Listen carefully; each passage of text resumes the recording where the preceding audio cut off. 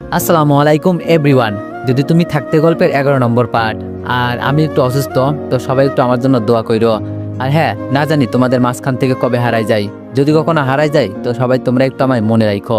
তো চলো বেশি করা না কইয়া গল্প শুরু করা যাক। সকাল সকাল সাকিবের ঘুম ভাঙে সাকিবের মায়ের ডাকে। হসপিটালে সাকিবের বাবার পাশে আড়মোড়া হয়ে কোনো রকম ভাবে ঘুমাচ্ছিল সাকিব।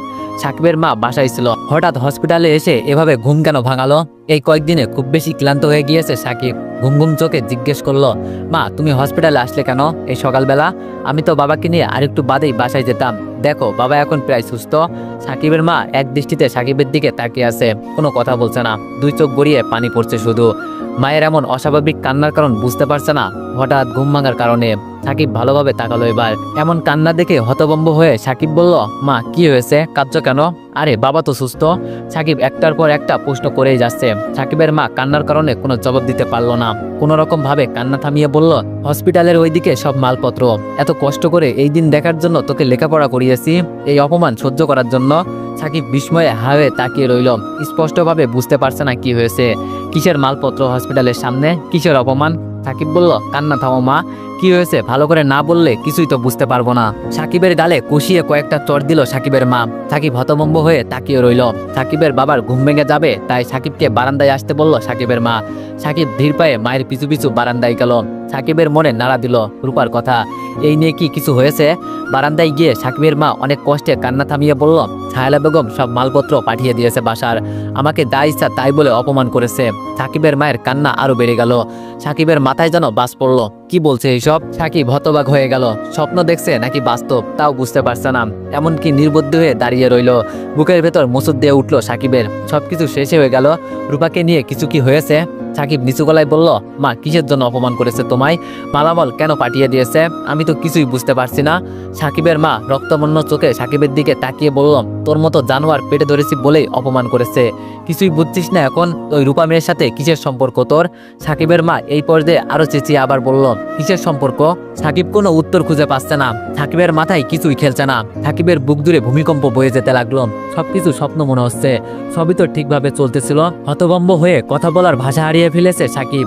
সাকিবের মা আবার চেঁচিয়ে উঠে বলল, দেশে আর মেয়ে ছিল না তোর জন্য? একটা বিয়াত্তা মেয়ের সাথে প্রীত করছোস? সাকিব চোখ বড় বড় করে তাকালো। কোনো রকম ভাবে বলল, কে বিয়াত্তা? কি বলছো তুমি এইসব? মা তোমায় কে বলেছে এগুলা? সাকিব আর কিছু বলতে পারলো না। বলার মতো কিছুই খুঁজে পেল না। এটা কি করে সম্ভব? রূপা বিবাহিত? এমনটা কখনো হতে পারে না, কখনো না। সাকিবের চিৎকার করে কাঁদতে ইচ্ছা করছে।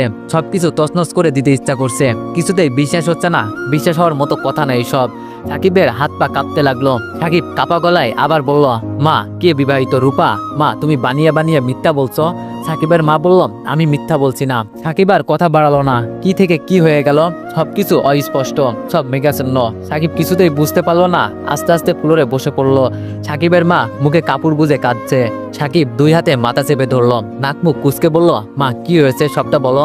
আমি রূপাকে ভালোবাসি অনেক বেশি মা। ছায়লা বেগম তোমায় অপমান করার কে? বাসা থেকে মালপত্র সব পাঠালো কেন? সাকিব কষ্ট ভেজা কণ্ঠে একটার পর একটা প্রশ্ন করতে লাগলো। সাকিবের মা কান্না থামিয়ে দুই চোখ ভালোভাবে মুছলো। তারপর কিছুক্ষণ জোরে জোরে শ্বাস নিল। সাকিবের মা বলল, খুব সকালে দরজায় কড়া নাড়ালো। আমি ভেবেছি তুই আর তোর বাবা এসেছিস। আমি দরজা খুলে দেখি শায়লা বেগম আর আজিজ চৌধুরী। এত সকাল সকাল তাদের দেখে আমি কিছুটা চমকে গেলাম। উনাদের মুখের ভাবভঙ্গি দেখেই আমি বুঝেছি কিছু একটা হয়েছে। উনারা আমায় যা ইচ্ছা তাই বলতে লাগলো। তোকে যাতা ভাষায় গালি দিতে লাগলো। বলল রূপার সাথে তোর সম্পর্ক, তোরা ভুল পথে এগোচ্ছিস। রূপা বিবাহিত, তাই তারা চায় না এই সম্পর্ক আর এক পা আগাক। যা ভুল হয়েছে এই পর্যন্তই সমাপ্ত হোক। তাই আমাদের বাসা ছেড়ে দিতে হবে। আমি কি বলবো কিছুই বুঝতে পারছিলাম না। আমি কিছু বলার আগেই ওনারা বাসার সব মালপত্র কুলে ডেকে বের করে দিল। আর তুই যদি রূপার সাথে কোনো রকম যোগাযোগ করার চেষ্টা করিস তাহলে তোকে পুলিশে দিবে। মায়ের মুখে এইসব শুনে নির্বাক হয়ে রইল সাকিব। আম্মু চোখের আড়ালে গিয়ে চোখের জল মুছলো। গায়ের সব শক্তি যেন হারিয়ে ফেলেছে সাকিব। এগুলো কি হয়ে গেল একটু সময়ের ব্যবধানে? সাকিব কোনো জবাব দিচ্ছে না। বুকের ভিতর খাঁকা করছে। শূন্যতার হতাশা ছেয়ে যাচ্ছে। পৃথিবীর সব রং বোধহয় ফ্যাকাশে হয়ে গেছে। সব স্বপ্নগুলো আশ্রে পড়ে আত্মদান করছে। খানিকক্ষণের ভিতরে পৃথিবী বদলে গেল বোধহয়। বদলে গেল আগামী স্বপ্ন আসা কল্পনা। সাকিব কখনো এমন হবে ভাবেনি, কখনোই না। রূপা বিবাহিত কিছুতেই সাকিব বিশ্বাস করতে পারছে না। কেউ যেন সাকিবের গলা টিপে ধরেছে। দম বন্ধ হয়ে যাচ্ছে সাকিবের। সাকিবের চিৎকার করে কাঁদতে ইচ্ছা করছে। সাকিব একদম নির্জীব হয়ে আত্মদান করে বলল, মা রূপা বিবাহিত না, বলো বলো অন্তত এটা মিথ্যা। সাকিবের মা হতাশ ভঙ্গিতে বসে রইল। পুরো সংসারের ভরসা ছিল সাকিবের, ছেলেটাকে নিয়ে কত স্বপ্ন বাবা মায়ের। সাকিবের মা শুধু দীর্ঘ নিঃশ্বাস ফেলছে, কষ্ট ভরা কণ্ঠে বলল, ভালোবাসার জন্য আর মেয়ে পেলি না? আমাদের কথা একবারও ভাবলি না? একটা বেয়াত্তা মেয়ে, এতটা নিস্তুই, এত ছোট মনের, এত খারাপ রুচির তুই। সাকিবের মা কিছুক্ষণ চুপ করে রইল। আবার সাকিব কোনো কথা বলছে না। সাকিবের মা আবার বলল, তোর বাবা এইসব জানলে শেষ হয়ে যাবে। নিজে কখনো ভালো কাপড় পরেনি, তোকে লেখাপড়া করিয়েছে, কখনো ভালো বাজার করে খাইনি, তোর লেখাপড়ার খরচ চালিয়েছে। আর সেই তোর জন্য মানুষ কুকুরের মতো অপমান করে আমায়। সাকিবের চোখ বেয়ে পানি পড়ছে, এবার কোনো কথা বলতে পারছে না। সাকিবের মা আবার বলল, হসপিটাল থেকে তোর বাবাকে এখন কোথায় নিয়ে যাবি এবার? বাসা ভাড়া পাবি কই? থাকবি কই? খাবি কই? সাকিবের মা আত্মদানের বলি বলতে লাগলো। সাকিবের অসহ্য যন্ত্রণা হচ্ছে, তীব্র যন্ত্রণা, সহ্য না করার মতো যন্ত্রণা। এই যন্ত্রণার চেয়ে বোধহয় মৃত্যু যে শান্তি। বোধশক্তি হারিয়ে নিস্তেজ হয়ে পড়ছে ক্রমে ক্রমে সাকিব, যেন এখনই ঢলে পড়ে যাবে। সাকিবের বাবাকে সবটা বলল সাকিবের মা। সাকিবের বাবা বাকরুদ্ধ হয়ে তাকিয়ে রইল সাকিবের দিকে, হতাশা আর বিস্ময় ভরা দৃষ্টিতে তাকিয়ে রইল। সাকিব মাথা নিচু করে বসে রইল। সাকিব কিছু ভাবতে পারছে না, আর কিছু বুঝতেও পারছে না। সাকিবের বুকে রক্তক্ষরণ হতে লাগলো। রূপার কথা ভেবে অসহ্য যন্ত্রণা, বুক ফাটা কষ্টে জর্জরিত হয়ে যেতে লাগলো সাকিব। সাকিবের বাবা মা কেউ বুঝছে না সাকিবের এই কষ্ট, কেউ বুঝার মতো কষ্ট না এটা। সবার চোখে রূপার সাথে প্রেম এটা অপরাধ। প্রেম কি এত ভেবে হয়? সাকিব নিজের মনকে কিছুতেই বোঝাতে পারছে না যে রূপা বিবাহিত। এটা কি করে সম্ভব? হায়লা বেগম হয়তো মিথ্যা বলেছে, তবুও সাকিবের মনকে মানাতে পারছে না। চিৎকার করে কাঁদতে ইচ্ছা করছে।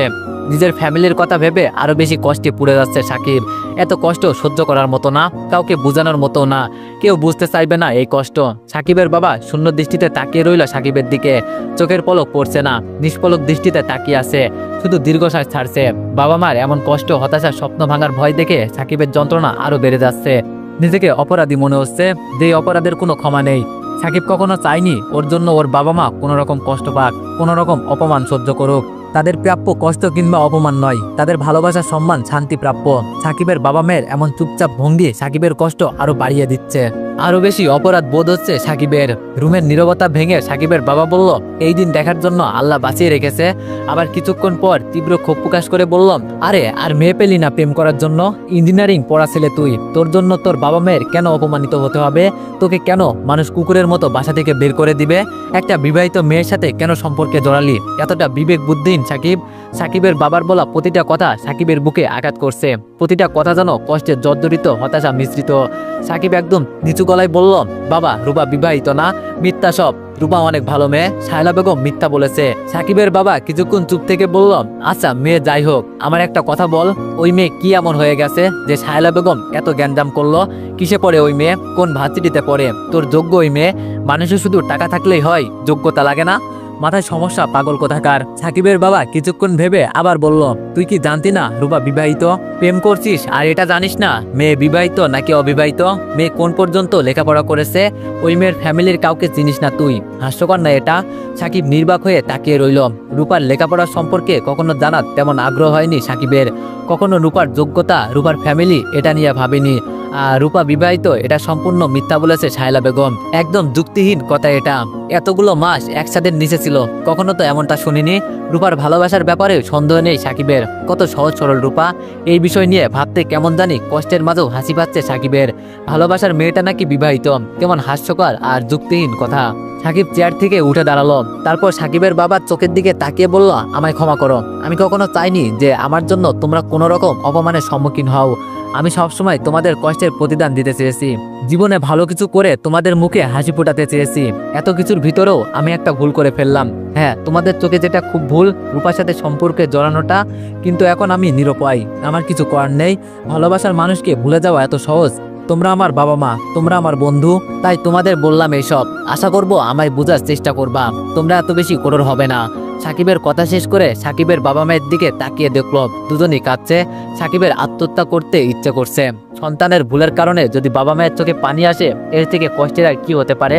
সাকিবের বাবা নিজেকে সামলিয়ে বলল, আচ্ছা তুই এখন কি করতে চাস সেটা বল। যা হবার হয়েছে, এটা নিয়ে পড়ে থেকে লাভ কি? ধরলাম শায়লা বেগম মিথ্যা বলেছে, কিন্তু তারপর এখন কি করবি তুই?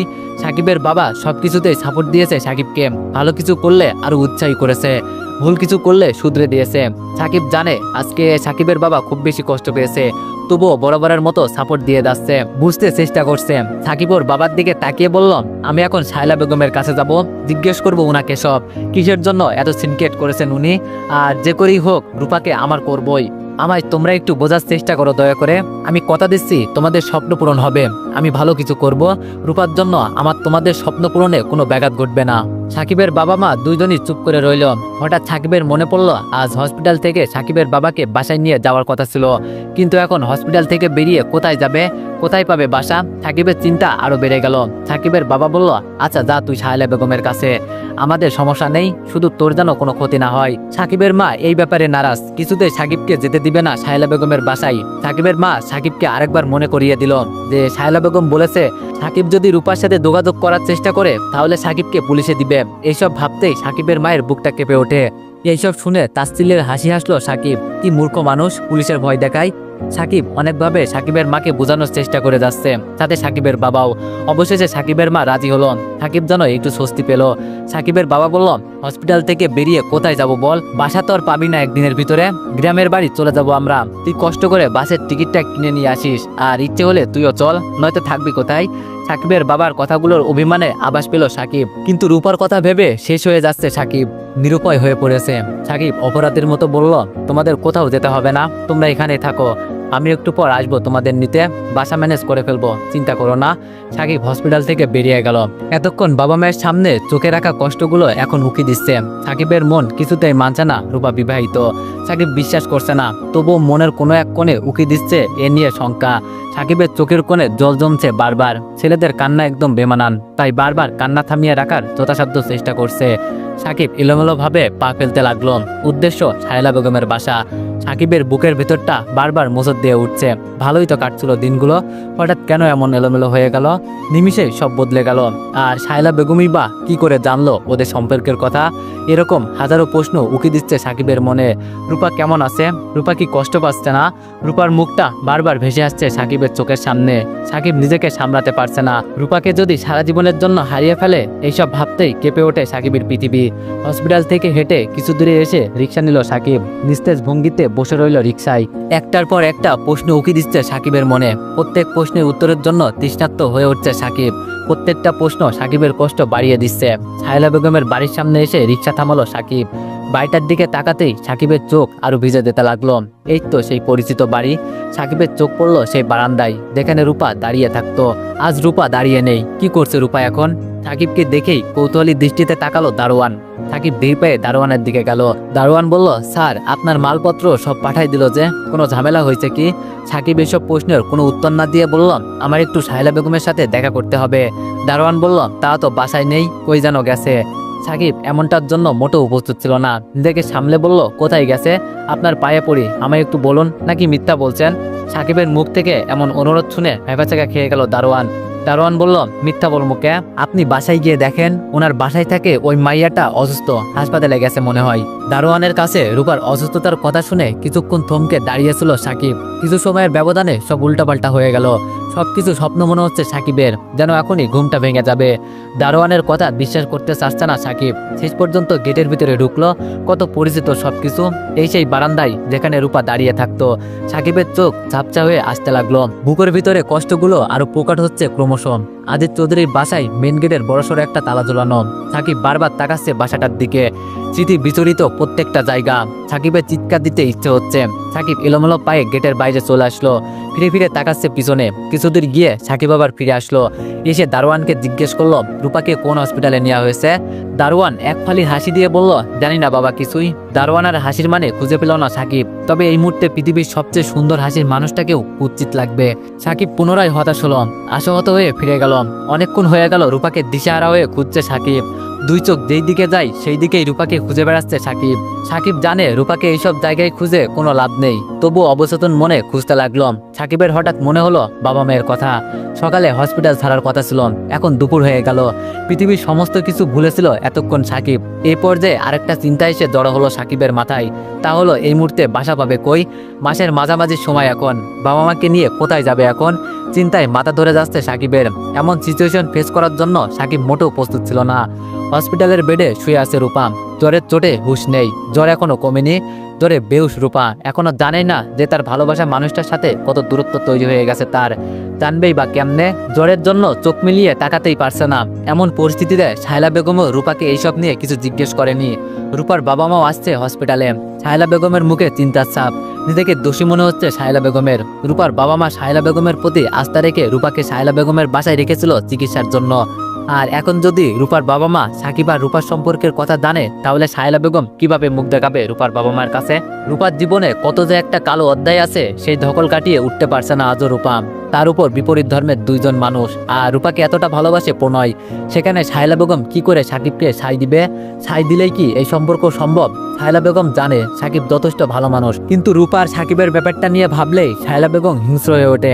কত চেষ্টা করেছে প্রতিনিয়ত রূপাকে একটা সুস্থ জীবন দেওয়ার জন্য, কিন্তু রূপার সাকিবের ব্যাপারটা নিয়ে ভাবলেই শায়লা বেগম হিংস্র হয়ে ওঠে।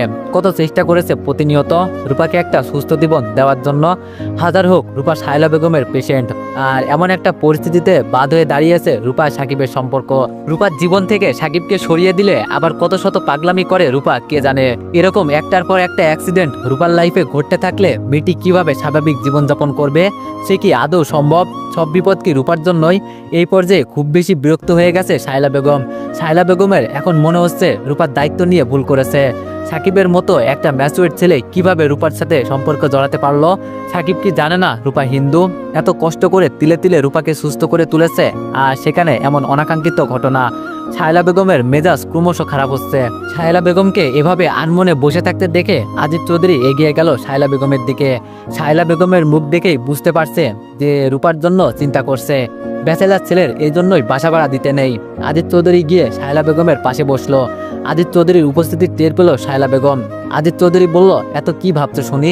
শায়লা বেগম মুখ তুলে তাকালো আজিজ চৌধুরীর দিকে, ক্ষীণ শ্বাস ফেলে বলল, কই কিছু না তো। আজিজ চৌধুরী বলল, অত ভাবাভাবির কাজ নেই আমাদের, যাদের মেয়ে তাদের কাছে দিয়ে দাও। আজিজ চৌধুরী একটু থেমে আবার বলল, মানসিক ভারসাম্য হারিয়ে ফেলেছে একদম রূপা, তাই না? দুনিয়াদারির কিছুই বোঝে না, প্রেমটা তো ভালোই বোঝে, যাতে মাতাল তালে ঠিক। শায়লা বেগম একরাশ বিরক্ত নিয়ে আজিজ চৌধুরীর দিকে তাকিয়ে বলল, এত চেঁচামেচি করছো কেন? আস্তে কথা বলো, এটা হসপিটাল। তাছাড়া রূপার বাবা মা এখানে, শুনে ফেলবে ওরা। আর স্বার্থপরের মতো কথা বলছো। মেয়েটার জীবনে যা ঘটেছে তাতে মানসিক ভারসাম্য হারানো অস্বাভাবিক কিছু না। রূপা যদি তোমার মেয়ে হতো। আজিজ চৌধুরী বলল, সবসময় ইমোশনাল ব্ল্যাকমেল করবা না, ওর জীবনে যা হয়েছে সত্যি দুঃখজনক। আজিজ চৌধুরী বলল, সবসময় ইমোশনাল ব্ল্যাকমেল করবা না, ওর জীবনে যা হয়েছে সত্যি দুঃখজনক। তাই বলে অন্যের মেয়ের গ্লানি আমরা আর কতদিন বয়ে বেড়াবো? আচ্ছা মানলাম, ও সমস্ত দায়িত্ব আমরা পালন করব, এর মানে এই নাই যে ওর জন্য আমাদের মান সম্মান নষ্ট করব। শায়লা বেগম কিছুক্ষণ চুপ থেকে বললাম, তোমার এই আজাইরা পেশাল আমার শুনতে ভালো লাগছে না, সেটা কি তুমি বুঝতে পারছো না? আজিজ চৌধুরী বলল, এগুলো আজাইরা পেশাল তাই না? আচ্ছা রূপা তো আমাদের মেয়ের মতন। আনফর্চুনেটলি রূপার সাথে সাকিবের সম্পর্ক হয়ে গেছে। মনে করো আমরা রূপাকে গাইডলাইন দিয়ে ঠিক মতো রাখতে পারিনি, এটা আমাদের ফল্ট। কিন্তু এই সম্পর্কের কথা যদি রূপার বাবা মা জানে, তবে আমাদের দিকে আঙ্গুল তুলে দোষারোপ করতে ভাববে না একবার। আমরা তাদের মেয়ের জন্য কি করেছি না করেছি সেটাও ভাববে না।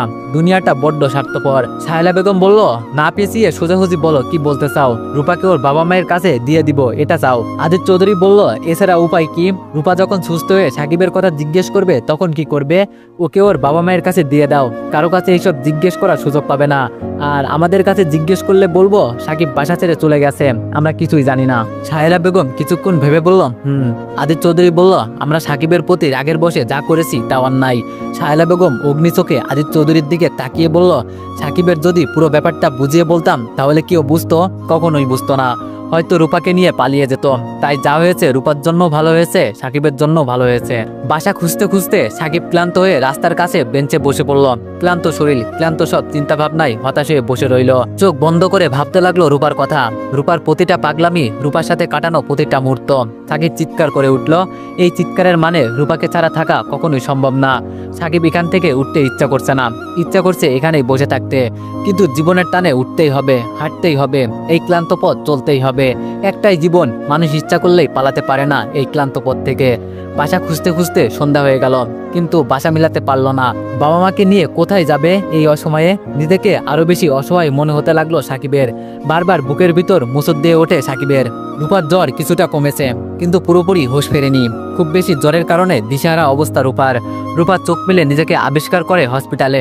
রূপার মাথার কাছে রূপার মা বাবা আর ছোট ভাই বসা। ছায়লা বেগম আর আজিজ চৌধুরী বারান্দায় বসে আছে। রূপার মা রূপার মাথায় হাত বুলিয়ে দিচ্ছে। জ্বরে একদম ক্লান্ত হয়ে গেছে রূপা। রূপা নিজের মা বাবাকে অগ্রাহ্য করে ছায়লা বেগমকে ডাক দিল। রূপার ডাকে সাড়া দিয়ে ছায়লা বেগম রুমে আসলো। ছায়লা বেগমকে দেখে রূপা ভাঙা ভাঙা গলায় বলল, আমার জ্বর কমে গেছে বোধহয়, দেখো এখন বাসায় যেতে পারবো না? ছায়লা বেগম বলল, হ্যাঁ যেতে পারবে, কিন্তু আমার বাসায় না, তুমি এখন থেকে তোমার বাবা মায়ের কাছে থাকবে।